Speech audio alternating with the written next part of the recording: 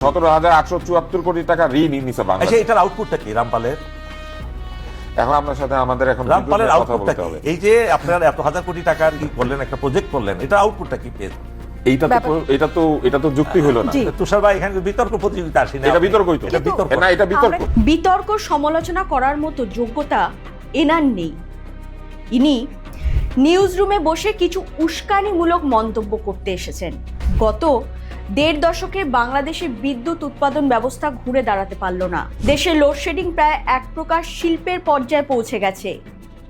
এক সময় খুঁটি ছিল, বিদ্যুৎ ছিল না, বলা হতো খাম্বা কেলেঙ্কারি। আজ খুঁটি আছে, বিদ্যুৎ উৎপাদন কেন্দ্র আছে, বিদ্যুৎ উৎপাদনের সক্ষমতা আছে, জ্বালানির অভাবে নেই বিদ্যুৎ। আছে শুধু দায় এড়িয়ে যাওয়ার চেষ্টা। বারবার অন্যের ঘাড়ে দায় ঠেলে প্রকৃত সমস্যা থেকে মুখ ফিরিয়ে নিচ্ছেন না তো?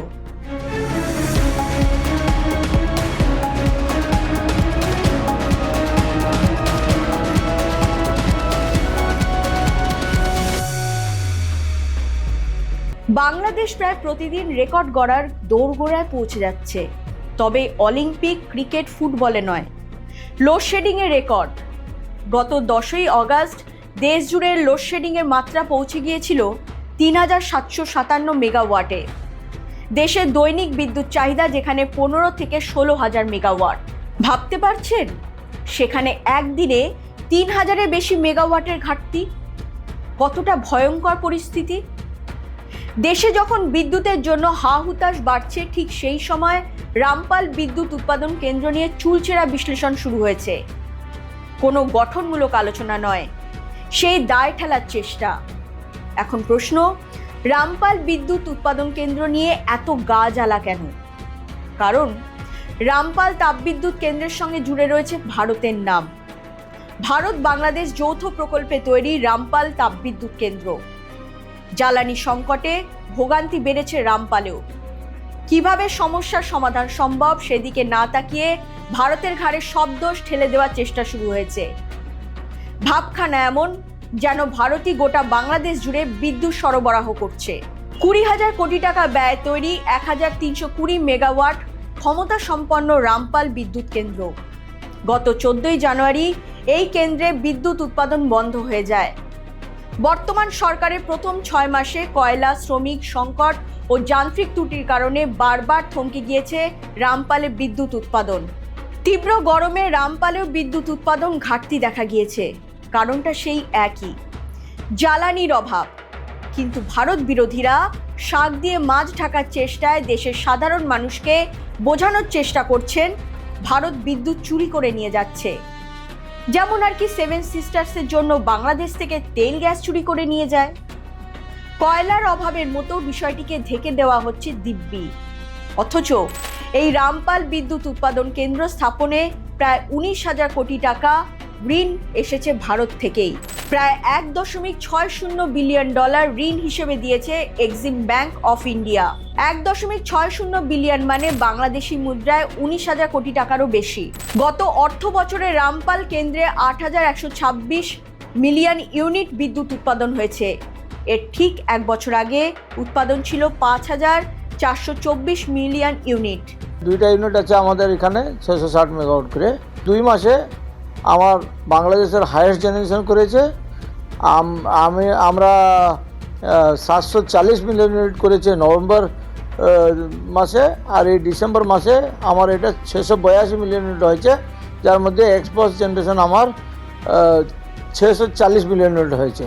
বাংলাদেশ বিদ্যুৎ উন্নয়ন বোর্ড এবং ভারতের ন্যাশনাল থার্মাল পাওয়ার কর্পোরেশন এর যৌথ প্রতিষ্ঠান Bangladesh Bharat friendship power company private limited এটি পরিচালনা করে।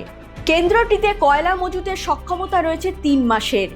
নিয়ম অনুযায়ী 1 মাসে কয়লা মজুত রাখার বাধ্যবাধকতা থাকলেও এতদিন কেন্দ্রটিতে কয়লার কোনো মজুতই ছিল না, যা কাঁচামালের অভাবের দিকটিকেই স্পষ্ট করে। এদিকে শুরু থেকে বিপদমুক্ত ছিল না রামপাল, বরং ঝুঁকি থাকা সত্ত্বেও ভারত সেখানে বিনিয়োগ করেছে। যেমন রামপাল বিদ্যুৎ কেন্দ্রের প্রয়োজনীয় আয় নিশ্চিত করতে ইউনিট প্রতি যে দাম নির্ধারণ করতে হবে তা বাংলাদেশে বর্তমান বিদ্যুৎ উৎপাদনের গড় খরচের চেয়ে 32% বেশি। ভর্তুকি ছাড়া এই বিদ্যুৎ কেন্দ্রের উৎপাদন খরচ বাংলাদেশে বর্তমান গড় উৎপাদন খরচের চেয়ে 62% বেশি। কয়লা ভিত্তিক বিদ্যুৎ উৎপাদন কেন্দ্রগুলির পরিকল্পনা ও নির্মাণ কাজ সম্পন্ন করে পূর্ণাঙ্গ বাণিজ্যিক উৎপাদনে যেতে সাধারণত প্রায় 1 দশকেরও মতো সময় লেগে যায়। এই প্রকল্পটি তার ব্যতিক্রম নয়। 2015 সালে চীনে কয়লা ভিত্তিক বিদ্যুৎ কেন্দ্রগুলির গড় প্ল্যান্ট লোড ফ্যাক্টর 50% নিচে নেমে আসে এবং 2013 সাল থেকেই তা 60% নিচে রয়েছে। যুক্তরাষ্ট্রে এটি সাধারণ কয়লা ভিত্তিক বিদ্যুৎ কেন্দ্র 55% PLF এ পরিচালিত হয় এবং ভারতে 2015-16 সালে এ ধরনের কেন্দ্রের গড় পরিচালন হার ছিল আনুমানিক 58%। রামপাল প্রকল্পের ক্ষেত্রে এই প্রবণতার ব্যতিক্রম হওয়ার কোনো লক্ষণই ছিল না। PLF হলো একটি হিসেব যেখানে একটি পাওয়ার প্ল্যান্টের সর্বাধিক বিদ্যুৎ উৎপাদন ক্ষমতা ও ম্যাক্সিমাম বিদ্যুৎ উৎপাদন ক্ষমতার মধ্যে তুলনা করা হয়। এই সব কারণে ভারতীয় এক্সিম ব্যাংক, যারা রামপাল বিদ্যুৎ উৎপাদন কেন্দ্রে বিশাল অঙ্কের টাকা বিনিয়োগ করেছে, ঝুঁকির সম্মুখীন হওয়ার সম্ভাবনা রয়েছে। এক্সিম ব্যাংকের ঋণ পোর্টফোলিও বা মোট ঋণের একটি বড় অংশ জুড়ে থাকবে এই রামপাল প্রকল্প, যা ব্যাংকটির আন্তর্জাতিক তহবিল সংগ্রহের সক্ষমতাকে ঝুঁকির মুখে ফেলতে পারে। ডলারের ঘাটতি থেকে তৈরি হচ্ছে জ্বালানি ঘাটতি। উৎপাদন মার খাচ্ছে দেশের তাপবিদ্যুৎ উৎপাদন কেন্দ্রের। গোটা সিস্টেমটাই একটা সার্কেল ওয়াইজ ঘুরছে। ঘাটতি মেটাতে ডলার সাশ্রয় করার চেষ্টা করছে বাংলাদেশ। এর ফলে কয়লা আমদানি কম হচ্ছে, ব্যাহত হচ্ছে বিদ্যুৎ উৎপাদন। এর নেতিবাচক প্রভাব পড়ছে শিল্প খাতে, আবার রপ্তানিমুখী শিল্প ক্ষতিগ্রস্ত হওয়ায় ডলারের যোগান কমছে। পরিস্থিতি এমন দাঁড়িয়েছে বাংলাদেশের ক্ষেত্রে এই প্রবাদটি প্রযোজ্য, অভাগা যেদিকে তাকায় সাগর শুকিয়ে যায়। বাংলাদেশের ডলার সংকটের সূচনাটা 2021 সাল থেকে। ওই সময় থেকে দেশটি তীব্র বৈদেশিক মুদ্রা সংকটের মধ্যে দিয়ে যাচ্ছে। ইউক্রেন রাশিয়ার যুদ্ধের সময় থেকে বিশ্ববাজারে নিত্য পণ্যের দাম ব্যাপকভাবে বেড়ে যায়। বাংলাদেশে বৈদেশিক মুদ্রার রিজার্ভ, যা একসময় প্রায় 46 বিলিয়ন ডলারে পৌঁছে গিয়েছিল, তা দ্রুত নেমে যায়। একই সঙ্গে বাড়তে থাকে আমদানি ব্যয় এবং দেখা যায় ডলারের তীব্র সংকট। বাংলাদেশের বিদ্যুৎ উৎপাদন সক্ষমতার একটা বড় অংশ যেহেতু আমদানিকৃত কয়লা ও তরলীকৃত প্রাকৃতিক গ্যাসের ওপর নির্ভরশীল, তাই জ্বালানি খাতকেই এর পুরো ধকল সহ্য করতে হয়েছে। সরকার এসেছে, সরকার গেছে, মুখ বদলে গিয়েছে, প্রতিশ্রুতিও বদলে গিয়েছে। কিছু কাজ এগিয়েছে, দেশের মানুষকে ভুরি ভুরি স্বপ্ন দেখানো হয়েছে, কিন্তু গোড়ায় গলদ থেকেই গিয়েছে।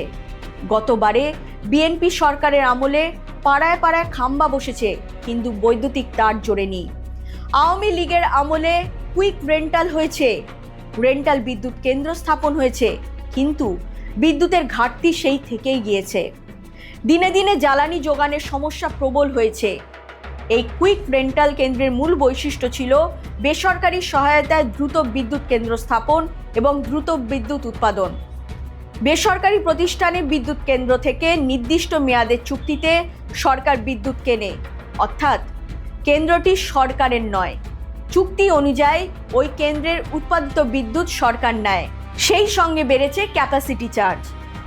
ধরুন একটি কেন্দ্র 100 মেগাওয়াট বিদ্যুৎ দিতে পারে, কোনো কোনো মাসে সরকার সেখান থেকে বিদ্যুৎ নিলই না।